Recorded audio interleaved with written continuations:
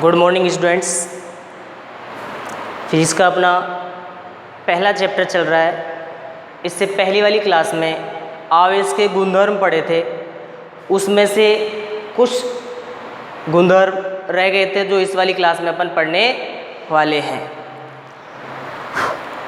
तो यानी कि जिस प्रकार से ऊर्जा संरक्षित होती है उसी प्रकार से आवेश भी क्या होता है, संरक्षण नियम का पालन करता है। यानी कि आवेश भी संरक्षित रहता है। जिस प्रकार ऊर्जा को न तो उत्पन्न किया जा सकता है और ना ही नष्ट किया जा सकता है, उसी प्रकार आवेश को ना तो उत्पन्न किया जा सकता है ना ही नष्ट किया जा सकता है, परंतु एक वस्तु से दूसरी वस्तु पर क्या कर सकते हैं, इसको स्थानांतरित कर सकते हैं।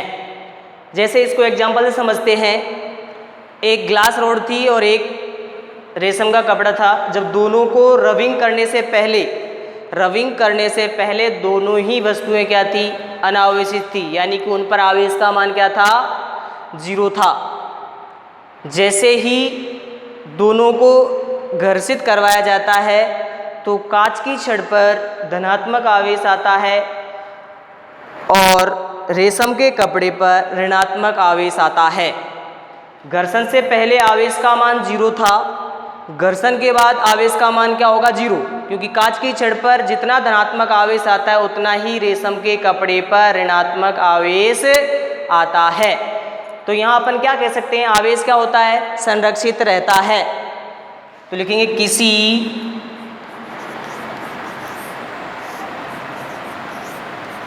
विलगित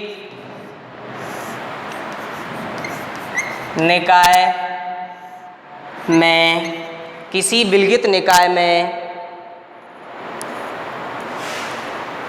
कुल आवेश नियत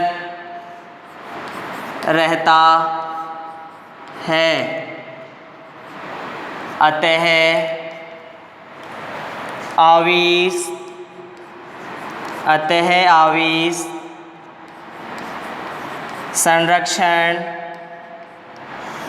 आवेश संरक्षण नियम का पालन करता है। आवेश क्या करता है, संरक्षण नियम का पालन करता है। आवेश को न तो उत्पन्न किया जा सकता है और ना ही नष्ट किया जा सकता है,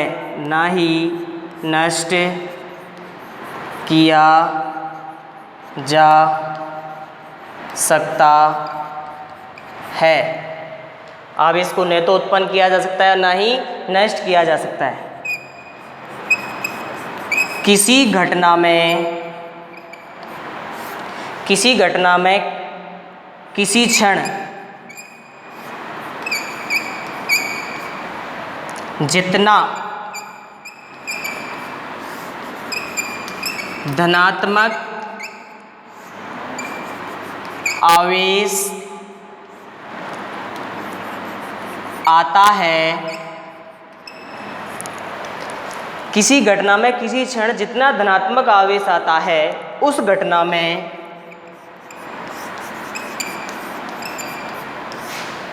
उसी क्षण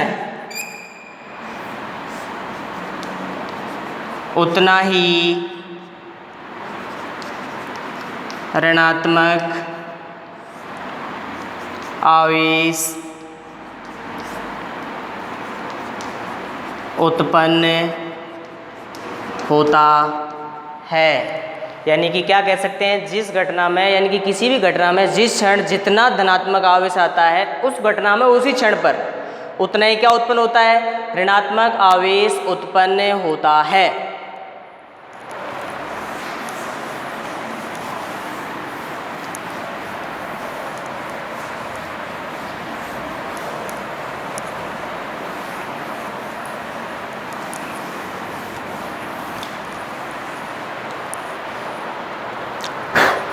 जैसे इसको कुछ एग्जाम्पल से समझते हैं।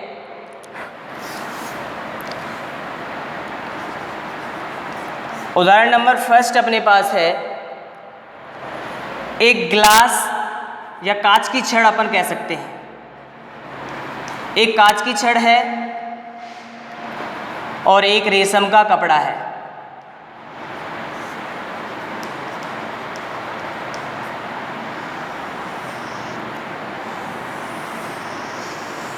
एक कांच की छड़ और एक रेशम का कपड़ा है। घर्षित करने से पहले इन पर आवेश कितना है? 0। यहाँ लिखेंगे घर्षण से पहले।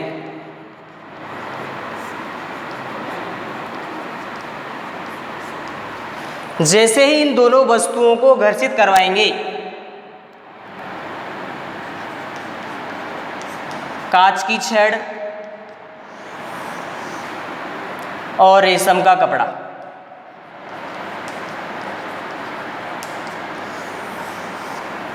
कांच की छड़ और रेशम के कपड़े को जैसे ही घर्षित करवाते हैं तो कांच की छड़ पर धनात्मक आवेश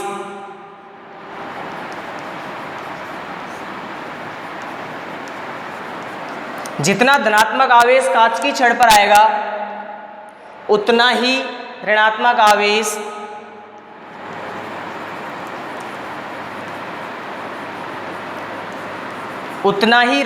आवेश रेशम के कपड़े पर आता है। तो यहाँ लिखेंगे घर्षण के बाद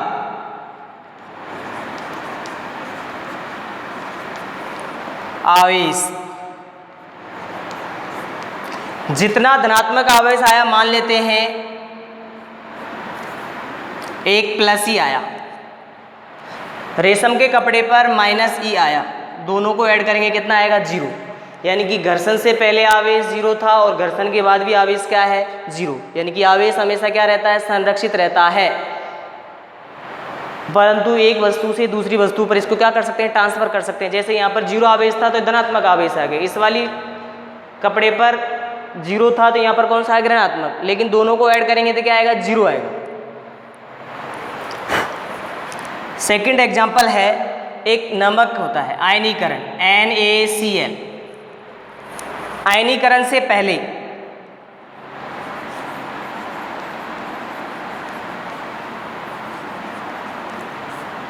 Q की वैल्यू क्या है? यहाँ पर 0।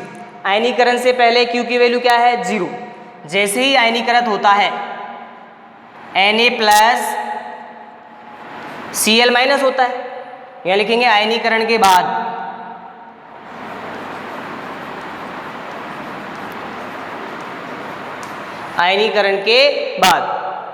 क्या होगा? 1 प्लस और 1 ही माइनस, आवेश क्या हो जाएगा? 0। यानी कि यहाँ पर भी क्या हो जाएगा? Q की वैल्यू 0। यानी कि आयनीकरण से पहले आवेश 0 था, जैसे ही आयनीकृत होता है उसके बाद भी आवेश का मान क्या है? 0 है। अतः आवेश क्या रहता है? संरक्षित रहता है।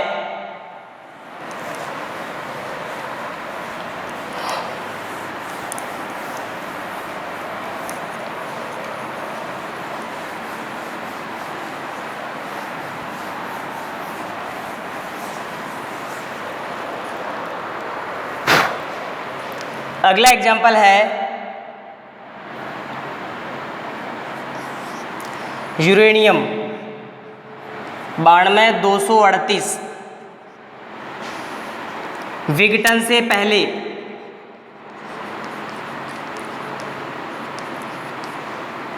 Q की वैल्यू है 92 इलेक्ट्रॉन के आवेश के बराबर। किसके बराबर है? 92 इलेक्ट्रॉन के आवेश के बराबर। जैसे ही विघटित होता है थोरियम और हीलियम प्लस ऊर्जा, यानी कि यहां लिखेंगे विघटन के बाद Q की वैल्यू क्या होगी? 90 इलेक्ट्रॉन प्लस 2 इलेक्ट्रॉन। कितना होगा? 92 इलेक्ट्रॉन के आवेश के बराबर। यानी कि इस वाले में विघटन से पहले आवेश का मान 92 इलेक्ट्रॉन के बराबर और विघटन के बाद भी क्या हो रहा है? 92 इलेक्ट्रॉन के आवेश के बराबर आवेश आ रहा है।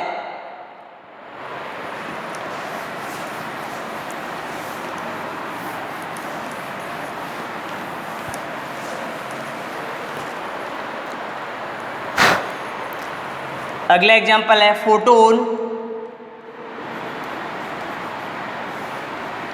स्वतः विघटित, फोटोन स्वतः विघटित होकर इलेक्ट्रॉन और पॉजिट्रॉन, इलेक्ट्रॉन और पॉजिट्रॉन में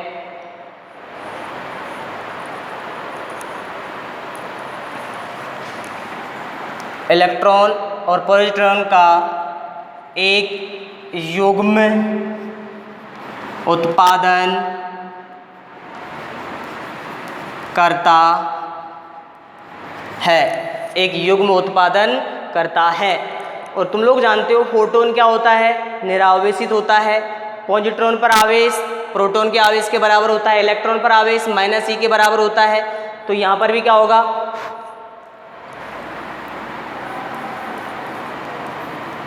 फोटोन पर आवेश की वैल्यू होती है 0। फोटोन पर आवेश की वैल्यू क्या होती है 0। जैसे ही विघटित होगा तो एक इलेक्ट्रॉन और एक ही पॉजिट्रॉन का उत्पादन करता है। यहाँ पर भी आवेश की वैल्यू क्या होगी 0 होगी, यहाँ पर भी आवेश की वैल्यू क्या होगी 0।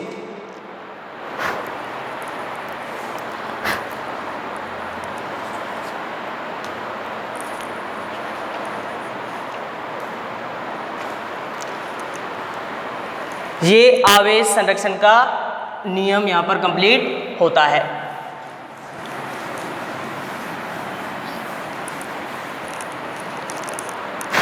अगली प्रॉपर्टी है समान आवेशों के मध्य, समान आवेशों के मध्य प्रतिकर्षण बल तथा असमान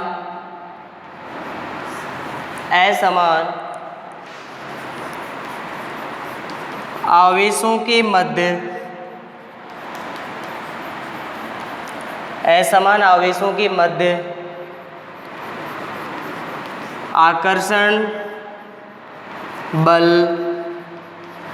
कार्य करता है। असमान आवेशों के मध्य आकर्षण बल कार्य करता है।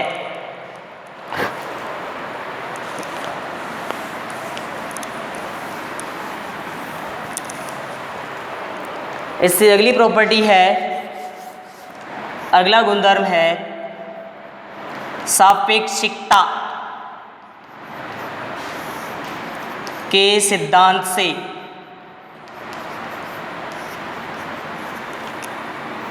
m इक्वल टू होता है m0 upon 1 minus v square upon c square.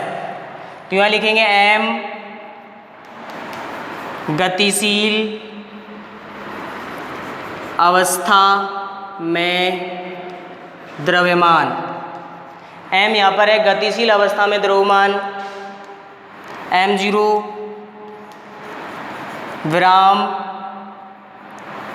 अवस्था में द्रव्यमान, c यहाँ पर प्रकाश का वेग या प्रकाश की चाल जो होती है 3 × 10⁸ मीटर अपॉन सेकेंड। v होती है कण का वेग। यानी कि कहने का मतलब ये है, यदि v का मान बढ़ता है, v यदि यहाँ पर बढ़ेगा, इस वाले फॉर्मूले में देखिए v की वैल्यू यदि यहाँ पर बढ़ती है तो 1 माइनस कुछ कम वैल्यू आएगी नीचे, कम मान आने पर m का मान क्या होगा, m का मान बढ़ेगा। v का मान बढ़ने से m का मान बढ़ता है, परंतु v बढ़ने पर q क्या होता है, नियत रहता है।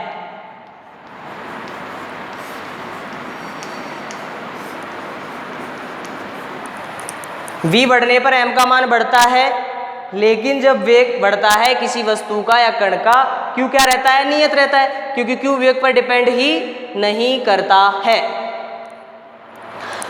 अब यहाँ पर आज ये प्रॉपर्टियाँ फिनिश होती हैं। प्रॉपर्टियों के अंदर पहली जो प्रॉपर्टी थी, आवेश अदिश राशि है।